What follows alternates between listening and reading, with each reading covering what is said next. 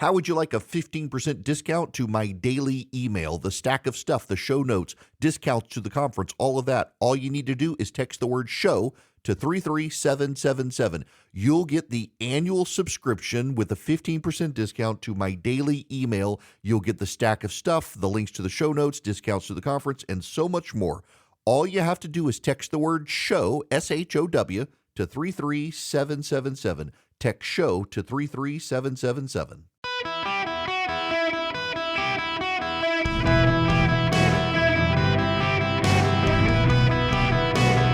Welcome to the Eric Erickson Show podcast, Hour 2. I'm just literally shaking watching this display of Christian nationalism in a church as the crowd chants 4 more years as the President of the United States speaks in a church. This is the Christian nationalism they were warning us about.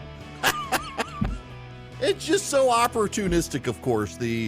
So Biden is interrupted by people chanting ceasefire now, and the crowd, the congregants in this church respond by chanting 4 more years. But Biden says something he should not have said. He always gets in trouble when he goes off script. Darkness. If you really care about the lives lost here, then you should honor the lives lost and call for a ceasefire in Palestine. Ceasefire now! Ceasefire now! Ceasefire now! That's all right. That's all right. That's all right.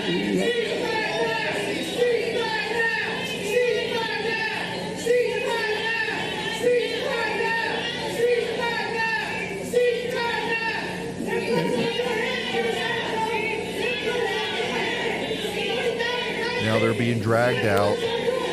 Oh, they have their fists raised.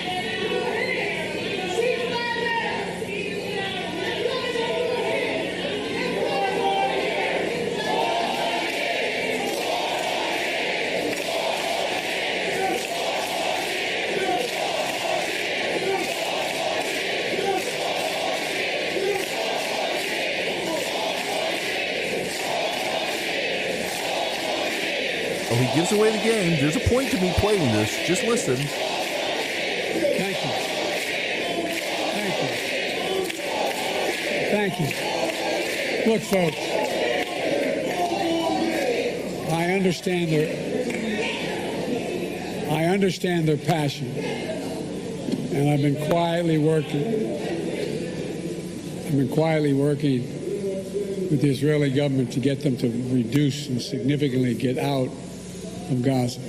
Wait a second. You've been quietly working with Israel to get them to significantly get out of Gaza? You've been quietly working because you didn't want the public to know, and live on international television, you just told the world you're working with Israel to get them out of Gaza? Wow. Holy cow. When Biden goes off script, he goes off script big. He started his speech in Charleston claiming he started the civil rights movement in the Bethel AME Church, Delaware. No. He literally said, I started the civil rights movement. Those are Joe Biden's words today, that I started the civil rights movement. Martin Luther King said, what? Rosa Parks, what? Rosa Parks is like, so is he the bus driver?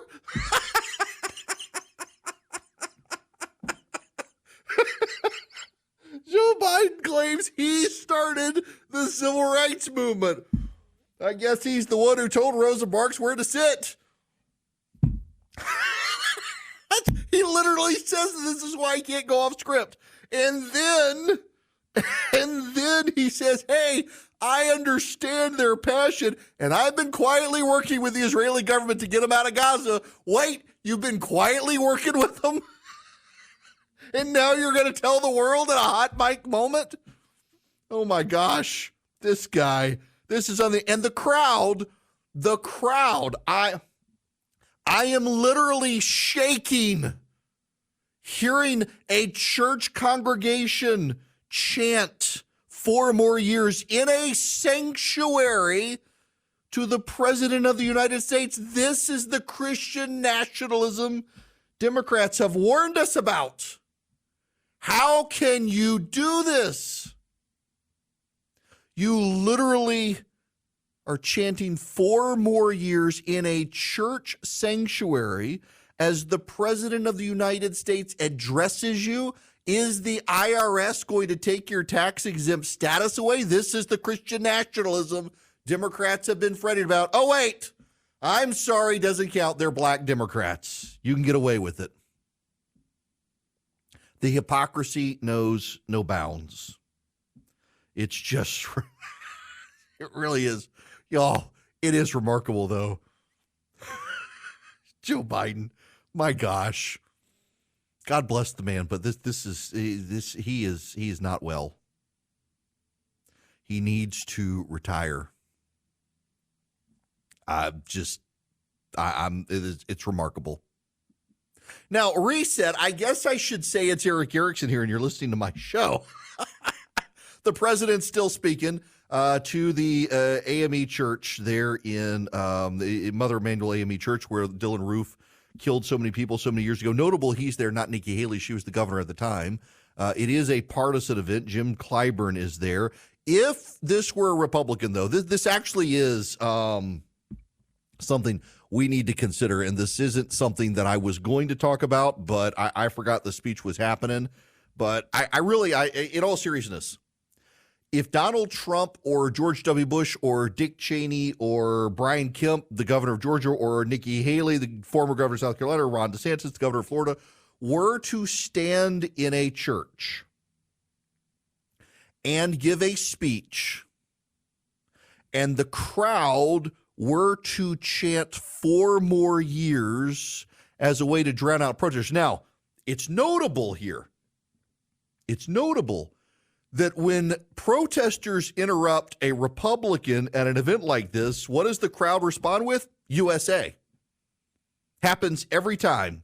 Every time. Doesn't matter who the Republican is. When the protesters show up, they start chanting USA, USA to drown out the protesters. It's very, very notable to me that when protesters show up at Joe Biden in the church, the congregants chant 4 more years, not USA. I think that's actually a notable moment here.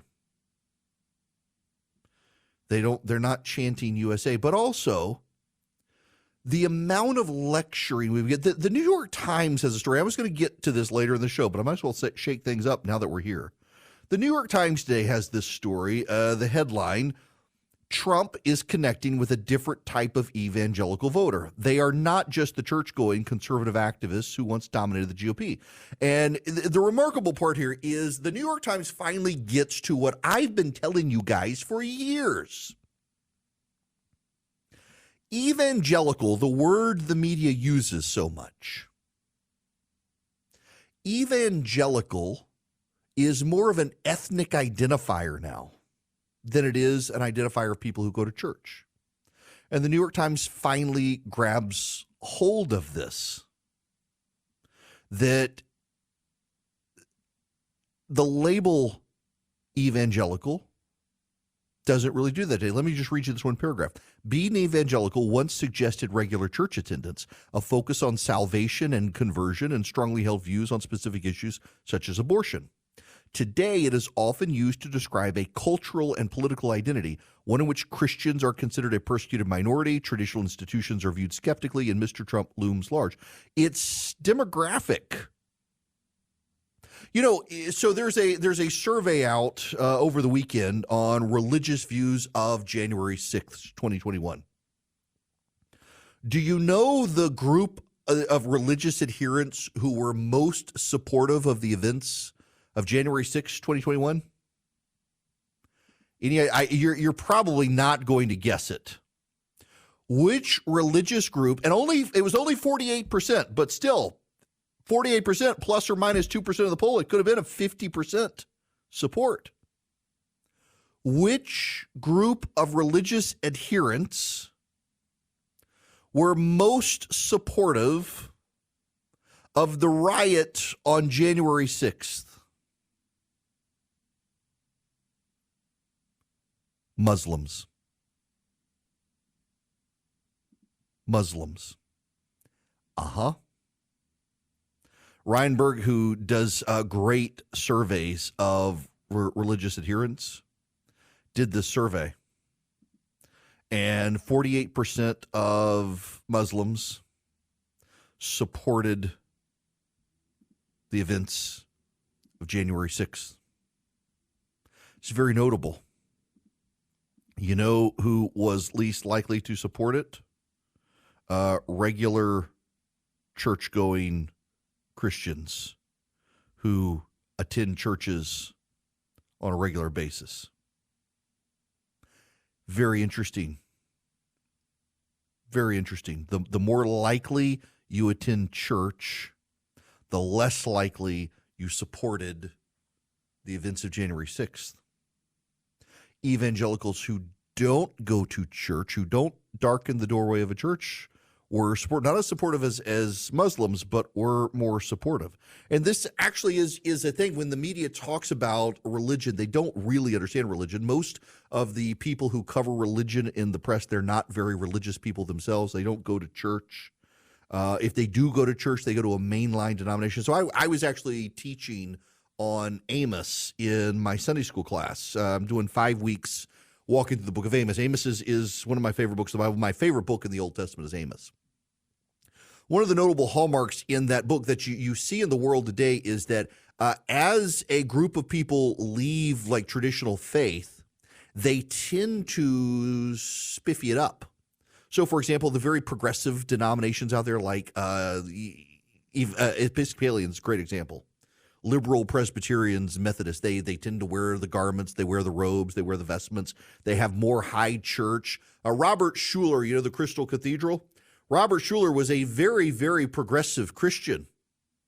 And you never know it from the high church ceremony that he had. Meanwhile, you go to your local Southern Baptist offshoot in a strip mall somewhere where you got a guitar, no piano, everybody's dressed casually, including the preacher. They actually take their religion way more seriously. It's kind of a notable offshoot there. And now we've got this group of people who call themselves evangelicals. They say they're Christian, but they don't go to church on Sunday. Some of them are working on Sunday. A lot of them are in their bass boat or hanging out at home with their family. And those are actually the evangelicals who support Donald Trump are the ones who don't go to church.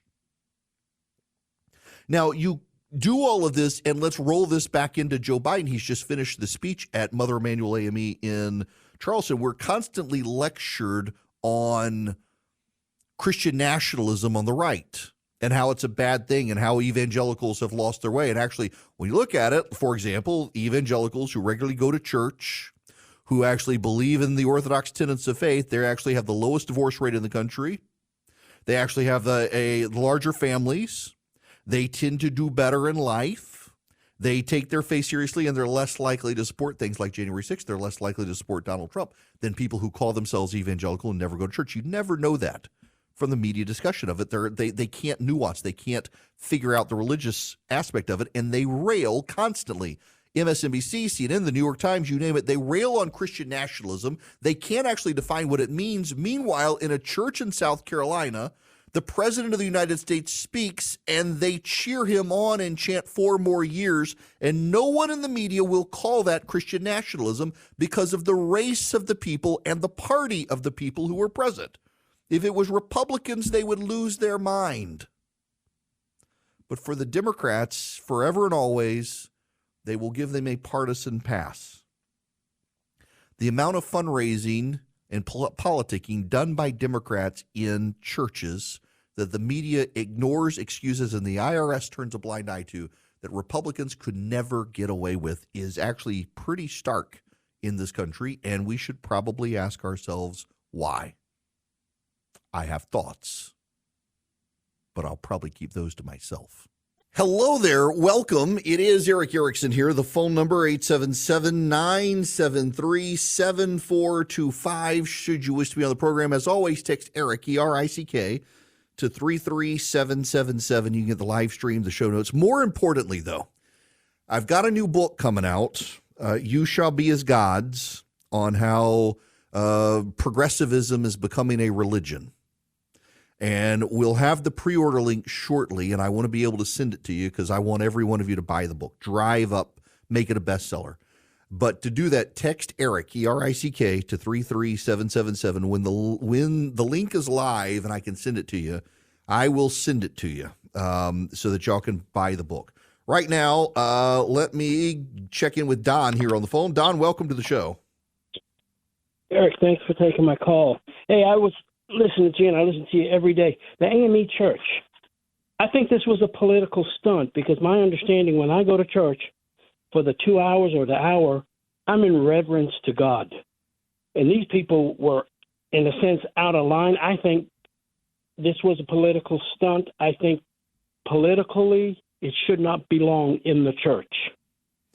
Well, I don't disagree with you. Then the fact that they went with 4 more years instead of USA, and the fact that the protesters were able to get in and disrupt it. Now, I will say, Don, and thank you for that. I'm not opposed to the president of the United States of America, whoever that is, going to a place like Mother Emanuel AME and commemorating the awful events that happened there. But let's just be clear that this was a campaign event. It was Jim Clyburn, who is Joe Biden's biggest supporter in the nation as a Democrat, the prominent congressman from South Carolina. He's there. It is the headline right now on CNN is Biden delivers second major campaign speech of 2024. He's doing it in a church. Republicans can't get away with this. I said I'd keep it to myself. I might as well say it. I think that the media treats Democrats in church differently than they treat Republicans in church because they don't expect that Democrats believe it. They don't treat Biden's faith as sincere. They use it as a cudgel against the right.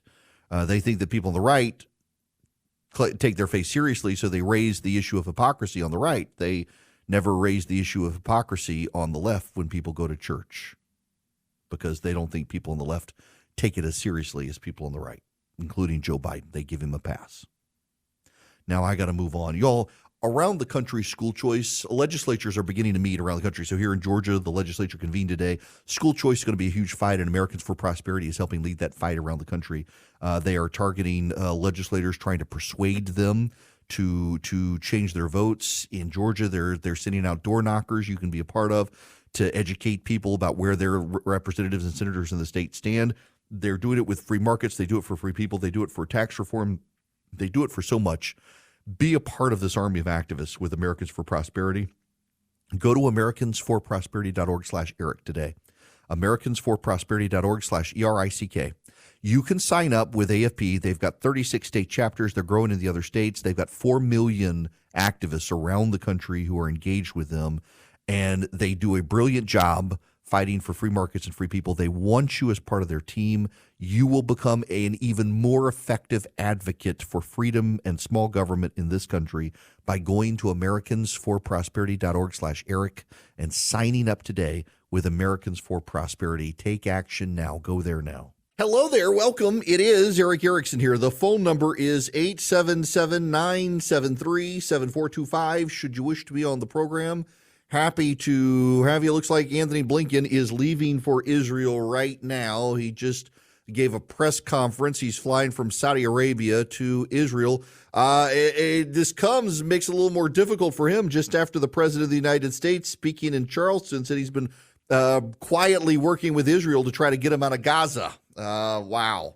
Now, I've got a story that we need to talk about. Those of you in Connecticut, I got a lot of everybody says, "Oh, you're just down in Georgia." I'm spread around the country now, and I got a lot of listeners in Connecticut, and I have a story for those of you in Connecticut that you really, really, truly, honestly need to know about because it affects you more than any of the rest of us.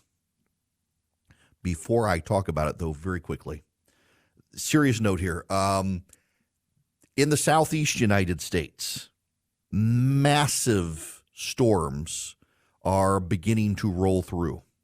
And the south, the far southeast, South Carolina, Georgia, North Carolina, where I have a lot of listeners, in Florida, you're going to get slammed.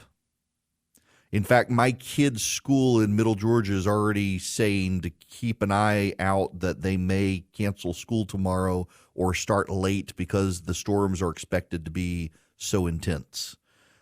So wherever you are, make sure you got batteries and can get a radio on, because if you can't get your TV because the power's out, with battery you can get your radio and listen to your local radio station. Wherever you're hearing my voice right now, tune in there, and they will keep you safe during these storms. A very, very high chance of tornadoes in the southeast tomorrow, so be very careful. It's going to be very rough. So your local radio station is going to really keep you informed in ways that your TV station probably can't. And as always, make sure your cell phones are charged before you head to bed tonight, because it's going to be a very rough overnight in the southeast. Now, for those of you in New England, you're dealing with extremely cold weather, and I need to put this on your radar. This story came out late Friday. A natural gas terminal that's been operating for more than a half century, that's been a crucial safeguard against blackouts when bone-chilling cold hits the U.S. Northeast, is going to shut down forever. The Everett gas import plant near Boston is at risk of closing in May, coinciding with the retirement of its biggest customer, the Mystic Power Station. Both facilities are owned by Constellation Energy, which has said Mystic is uneconomic to operate under most conditions. Everett's closure would jeopardize the reliability of New England's power system in extreme weather, according to the nation's top energy regulators. New England lacks enough pipelines to get gas from other parts of the country. It relies on Everett when heating demand spikes. The terminal receives cargo of liquefied natural gas via tankers, mostly from Trinidad.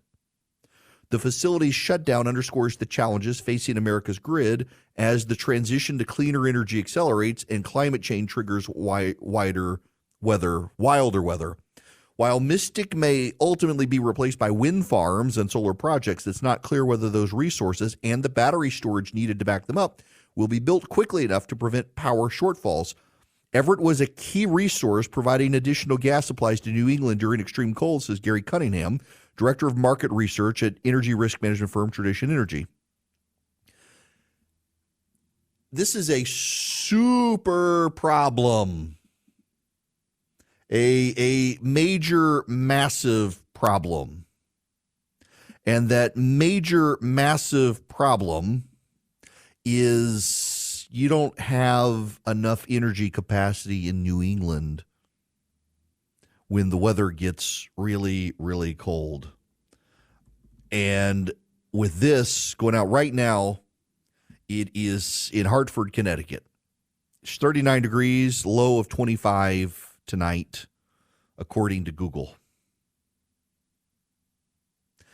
If it gets much lower than that as the lows and people's heat goes on, you're out of capacity. By the way, the frustration here that I have is that all of this is foreseeable. Every bit of this has been foreseeable, people. Every little bit of it has been foreseeable. And our government has done nothing. There's a very interesting story in the Wall Street Journal this weekend. Washington is heating up nuclear energy competition with Russia and China. They're looking to small nuclear reactors, and they're trying to sell them around the world. I want to read for you the first two paragraphs. Paragraph number 1. To compete with its biggest geopolitical rivals, the U.S. government is looking toward small nuclear reactors.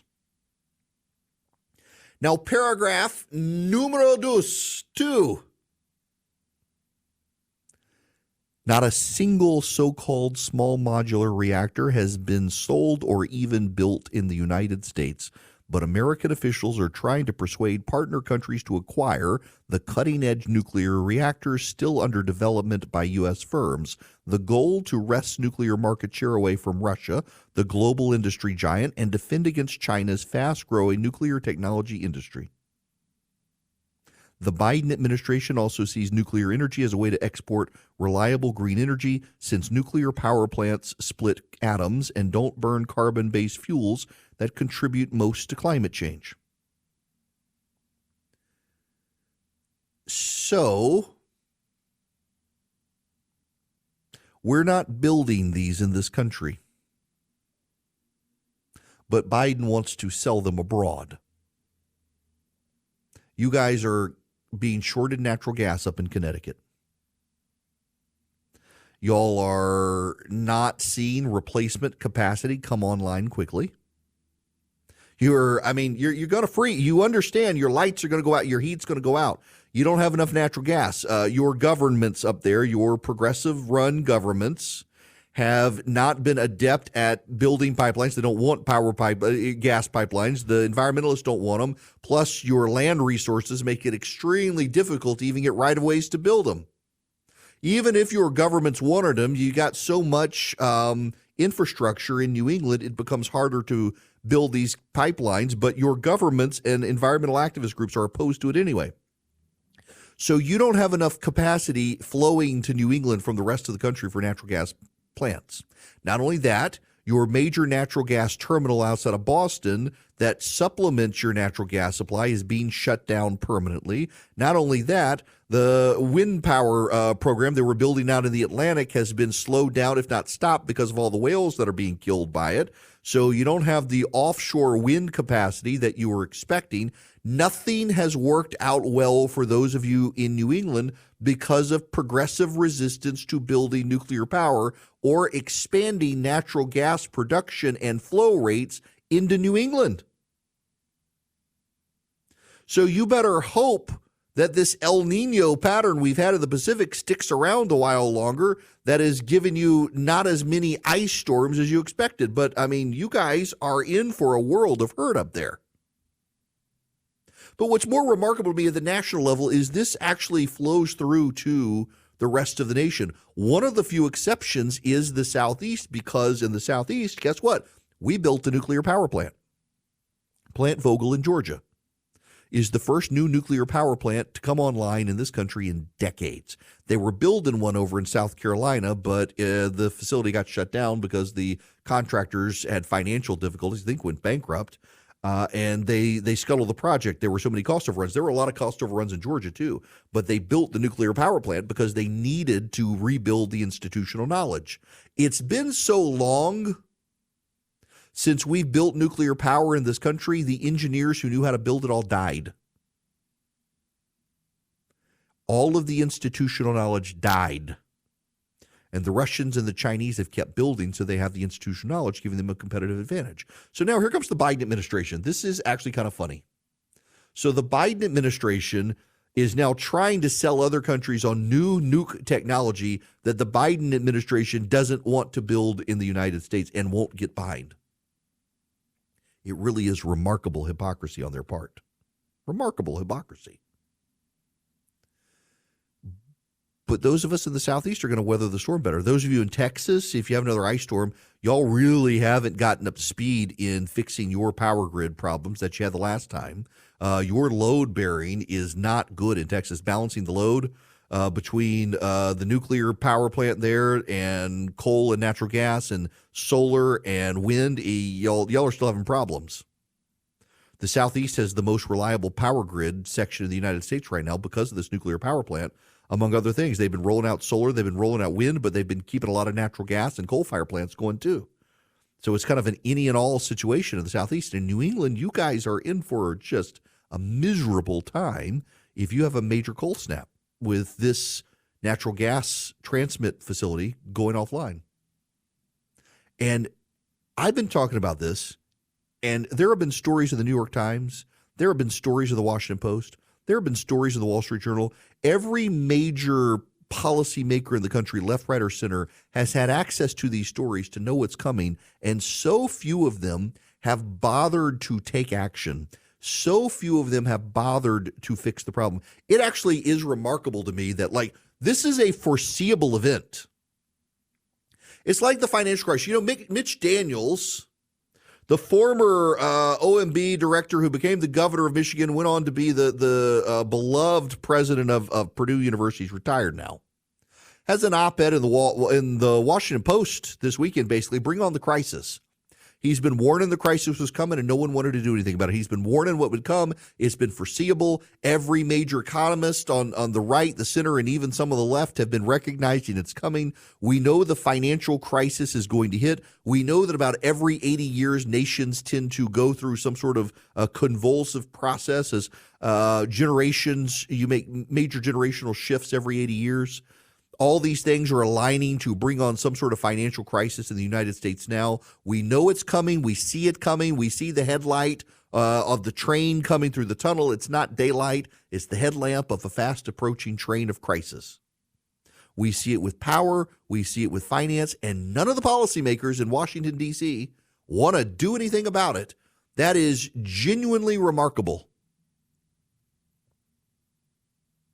Y'all are going in New England to freeze because of the Biden administration and progressive activists and environmentalists who do not want us to advance into some brave new era, but wish to send us back to the dark ages. It's that straightforward. They don't want to do the new and more advanced. They want to do the old. The last time the world depended on wind and solar for energy was the dark ages, and it didn't work out well. It's time for us to, this is so easily foreseeable, and yet nobody wants to do anything about it, which, by the way, is just going to send even more chaos into the markets when stuff like this does happen. It's so easily foreseeable. You got 10 regional banks have had their credit downgraded. I mentioned the story on Friday about a number of regional banks are starting to have major portfolio issues, that they're over leveraged. They don't have enough assets. Their bond portfolio shifted badly. Regulators are starting to worry about them. Swiss America wants to help you protect your hard-earned assets. You can get their report, The Secret War on Cash. Your copy's free. You call or text 800-289-2646. That's 800-289-2646. The all-out war on cash includes digital forms of currency. It's spreading daily. You can go read The Secret War on Cash. It's free to you guys. All you have to do is mention my full name, Eric Erickson. You call or text 800-289-2646. 800-289-2646. You mention Eric Erickson, or you can go to SwissAmerica.com/Eric, SwissAmerica.com/ERICK. You get the Secret War on Cash report. It is completely free to you. The easiest way to do it is just text my name, Eric Erickson, to 800-289-2646. Message and data rates apply. I'd like a word, please, about Lauren Boebert, who this is probably her last year in Congress. She's going to run in a different district. She's in a district that a Republican should hold, but she barely could hold. So she's going to run in a different district, and that district is on the far side of the state. She just wants to be in power. Police were called to a restaurant in Silt, Colorado on Saturday night after Lauren Boebert and her ex-husband, Jason Boebert, got into a physical altercation. Police Chief Mike Kite confirmed Sunday. Kite told the Washington Post police responded to a call made from Miners Claim Restaurant, which is in Lauren Boebert's home district, and said the incident's under investigation. He declined to comment further, saying police are reviewing surveillance tape. According to the Daily Beast, Jason Boebert called the police after meeting with Lauren Boebert at the restaurant and claimed he was a victim of domestic violence. Jason Boebert says Lauren Boebert punched him in the face several times. She denies her husband's claim. I think Lauren Boebert is a conservative in her views, and I think Lauren Boebert has been on the right side of a lot of issues in Congress, and I think Lauren Boebert needs to go away. She has had her marriage meltdown, and there are kids. She's had these embarrassing displays of "Don't you know who I am?" Vaping in the getting all very handsy with the boyfriend of the day at the play. Some people just can't handle the responsibility, and she seems to be imploding before our eyes. And I think the very worst thing that we could do is send her back to Congress. We can get a conservative who will be as conservative, who isn't going to have these problems. I sometimes think we get very selfish. We want this fighter who says the right things and owns the libs, and we're willing to elevate this at the risk of that person's own soul and well-being. And there's just something not right here.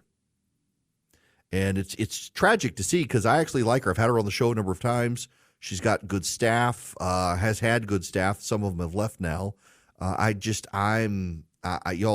sorry. I just really do think that it's time for Lauren Boebert to step aside. And if not, the voters of Colorado need to make her step aside, because there is clearly a lot going on in her personal life. And for the sake of herself and her family, that needs to be sorted out. And you can't do that while you're going every week to Congress. Your family should come before your constituents, and the fact that she doesn't seem to realize that highlights even more of a problem that is there.